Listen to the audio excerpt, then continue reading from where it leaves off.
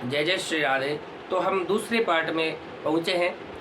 तो इसमें भी श्याम बिंदु की जो महिमा है उसको दूसरे पार्ट के अनुसार हम श्रवण करेंगे कि श्याम बिंदु की क्या महिमा है। तो हरे पादाकृतिर्धाय ऊर्ध्वपुंडम विधानतः मध्यच्छिद्रेण संयुक्तम तद्विवे हरिमंदिरम।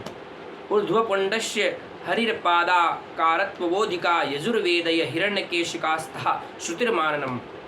कि यजुर्वेद की हिरण्यकेशी शाखा में भगवान के चरणार बिंदों के समान ऊर्ध्वपुंड धारण करना श्रुति प्रतिपादन करती हैं। तथा च श्रुति हरे पादाकृतित आत्मनो हिताय मध्यच्छिद्र ऊर्ध्वपुंडम यो धारयति स परस्य प्रियो भवति स पुण्यवानं भवति स मुक्तिर्भाग्य भवति अस्या अर्थः यो हर्युपासकजन ऊर्ध्वपुंडम हरे पादकृतिम धारयति स परस्य प्रियो भवति।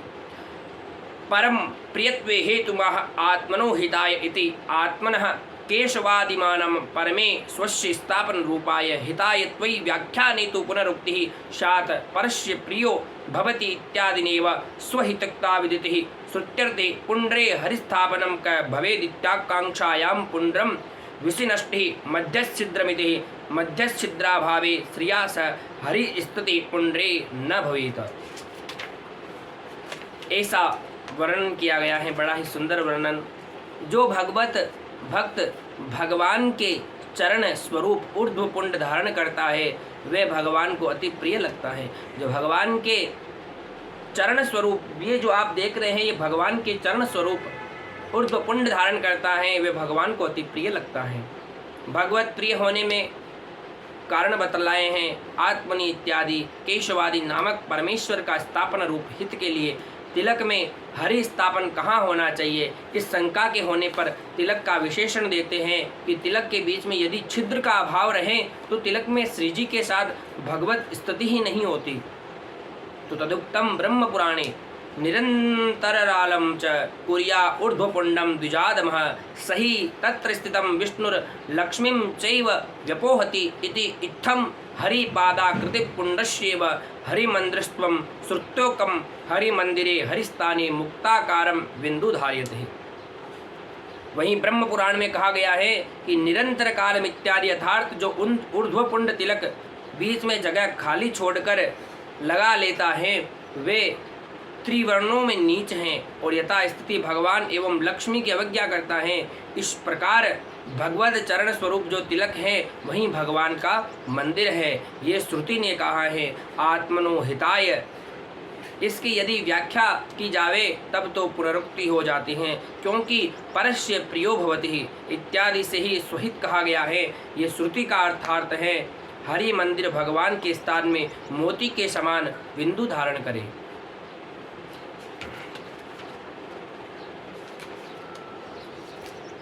तदुक्तम पाद्य ऊर्ध्वपुंड्रम मुद्रा कुर्यान मध्य शून्यम प्रकल्पेति शून्यम बिंदु मिति ज्योतिशास्त्रे प्रसिद्धम। वहीं पद्म पुराण में कहा गया है कि ऊर्ध्वपुंड इत्यादि मृतिका से ऊर्ध्वपुंड लगावे और बीच में शून्य बिंदु बनावे। शून्य शब्द जो ज्योतिष शास्त्र में बिंदु नाम से ही प्रसिद्ध है कि गोपी चंदनादिना पुंड्राक्ये हरि मंदिरे रमा सहितस्य विष्णु बिंदु रूपेण स्थापनम स्पष्ट मुक्तम कुर्म पुराणे कंजाकारम सममध्यम धारयेद हरि मंदिरे इति समित्रे मया रम्यः स वर्तते इति समस्त्वं रमा सहितम भगवदवंतम पुंड्राख्ये हरि मंदिरे धारयेतः। कि कुर्म पुराण में गोपी चंदन से पुंड्र नामक हरि मंदिर में लक्ष्मी युक्त श्री विष्णु भगवान का स्थापन बिंदु रूप से स्पष्ट बतलाया गया है कि कंजाकारम इत्यादि किंबा लक्ष्मी सहित कमल नेत्र भगवान को पुंड्राक के हरि स्थान में धारण करना चाहिए। आगे बताया गया है कि ननु एकेन बिंदु भयधारणम कथम संगच्छेत इत्यत्राह कंजाकारमिति कंजबदाकारो यस्य सह कंजाकार सूक्ष्म सालग्रामस्तद्रूपम बिंदु धारिदे इत्यर्थः। एकः सालग्रामो यथा रमा सहितो विष्णुर्भवति तथेक बिंदुर रीतिर्भावः। शंका होती है कि बिंदु से दोनों का धारण कैसे हो सकता है। इसका उत्तर देते हैं कि कमल रूपी नेत्र के समान है गोल गोल आकार, जिसका ऐसे छोटे से सालक ग्राम के समान बिंदु लगावे। जैसे लक्ष्मी सहित विष्णु भगवान एक होते हैं, वैसे ही एक बिंदु ही होनी चाहिए। आगे श्री नारदोप्याय, श्री नारद जी ने भी कहा है कि भ्रुवो मुक्ता कृतिम मध्य धारे हरित मंदिरे इति श्रुतिस्वाहम समायुक्तम तिलकम इति अतएव पुंड्र मध्यम बिंदुर्धारणम हरिमूर्तिधारणम विष्णुस्थापनम करोमिति देव प्रधान्यक सूचकम वाक्यम वक्तव्यम इति। श्री नारद जी ने कहा है कि भ्रुवो मुक्ता कृतिम इत्यादि ऊर्ध्व पुंड्र तिलक में दोनों भ्रुकुटियों के मध्य में मोती के समान एक बिंदु अवश्य लगाना चाहिए।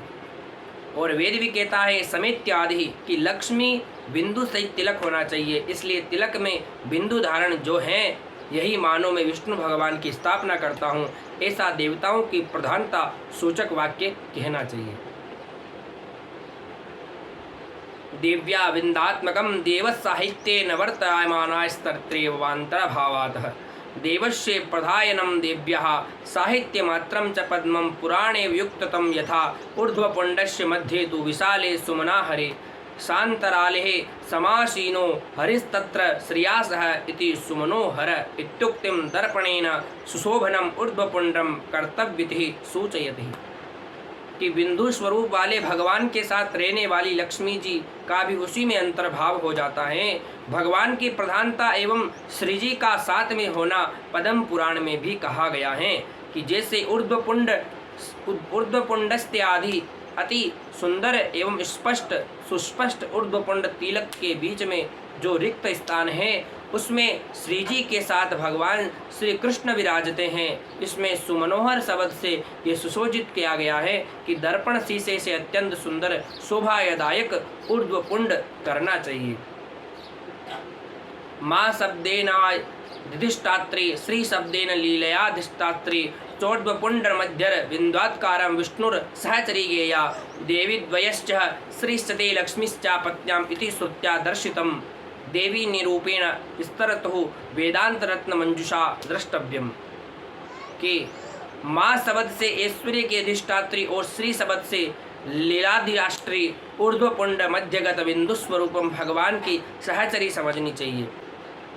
कुमार तंत्र में भी इसका प्रमाण दिया गया है कि बिंदुद्वम वद विभो श्रोत्रम कोतूहलम मम को वास कुतः उत्पन्न प्रभावश्च का शिव। इस बिंदु विषयक प्रमाण कुमार तंत्र में बहुत हैं। जैसे बिंदु भवम इत्यादि, हे शिव मुझे सुनने का बड़ा उत्साह है, सो आप इस बिंदु की उत्पत्ति को बतलावे और इसका रहने का स्थान एवं कहाँ से उत्पत्ति हुई है तथा इसका क्या प्रभाव है, ये सब आप बातें मुझसे बताइए। तो भगवान शिव कहते हैं कि द्विभुजास्तवि गोलोके बभ्रामराशमंडले तन्न मंडलस्य मध्यस्थो ननाद नुपुरोद्भव।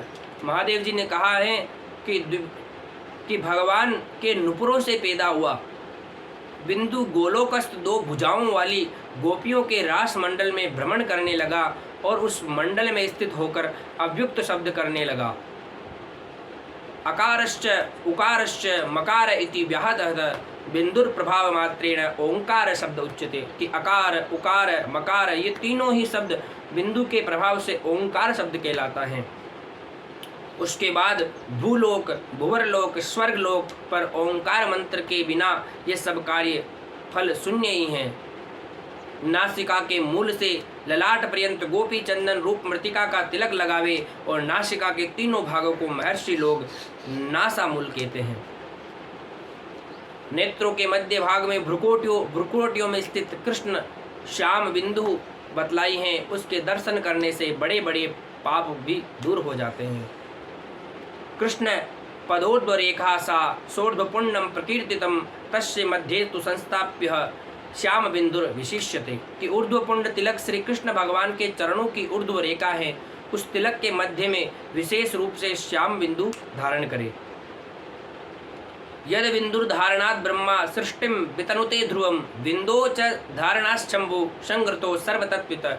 जिस बिंदु को धारण करने से ब्रह्मा तो सृष्टि रच देते हैं और महादेव सब तत्वों को जानते हुए संहार कर देते हैं। विन्दोश्च धारणात् दुर्गा महिषासुरमर्दिनी तथा तद्भासचक्रम सर्वेश्वरमवाप्नुयात्। कि यथा बिंदु धारण से भगवती दुर्गा ने महिषासुर को मार गिराया और उसके धारण करने से इंद्र सब ऐश्वर्य को प्राप्त हुए हैं, और विशेष महिमा बिंदोर कश्चित वक्तुर्महति बिंदुर प्रभाव मात्रेण शेषो भूतरणीधर। इस बिंदु की महिमा कोई कर ही नहीं सकता कि बिंदु के प्रभाव से ही शेषनाग ने पृथ्वी को धारण किया था। और ब्रह्मांड पुराण में वर्णन है कि श्याम बिंदुर सदाधार्य कुंड युग्म समुद्भव पंक श्रेवे तसो भक्त्या राधा कृष्ण प्रियो ही सर। कि ब्रह्मांड पुराण में कहा गया है कि श्याम बिंदु नित्य प्रतिदिन लगानी चाहिए। जो प्रेम से राधा कुंड और श्याम कुंड की रज लगाता है वे राधा कृष्ण का प्रेम पात्र हो जाता है। हरि मंदिरे मध्ये तो श्याम बिंदुर विधीर्यते मृदो ही राधा कुंडस्य श्याम कुंडस्य वामुने। कि राधा कुंड और श्याम कुंड की रज की श्याम बिंदु पुंड्र के बीच में लगानी चाहिए। श्री जगन्नाथपुरी उड़ीसा से कुछ दूरवर्ती स्थान पर कंजलगिरी पर्वत हैं। श्याम बिंदु अधिकांश वहीं से प्राप्त हो जाती हैं और उसका ही सर्वाधिक प्रचार भी है। श्री श्याम बिंदु की महिमा अब यहीं विराम देते हैं। श्री सर्वेश्वर भगवान की जय। तो आप सभी को पता चला होगा कि जो हम श्याम बिंदु लगाते हैं इसकी महिमा अनंत है। वेदादि शास्त्रों में, पुराणादि शास्त्रों में, उपनिषदों में, नारद पंचरात्र में, ब्रह्म वैवृत्त पुराण में, अनेकों पुराणों में इस श्याम बिंदु की महिमा का वर्णन किया गया है। जो हम ओम देखते हैं उस ओम के ऊपर भी जो बिंदु लगी गई हैं वो बिंदु ही इसकी महिमा है। ये जो हम बिंदु लगाते हैं इस बिंदु की महिमा वर्तमान भूत भविष्य तीनों लोकों में इसकी वर्णन बताया गया है। तो आप अवश्य तिलक धारण करें और तिलक के मध्य में श्याम बिंदु धारण करें, कंठी पहने, तिलक लगाएं, शंख चक्र धारण करें। जय जय श्री राधे।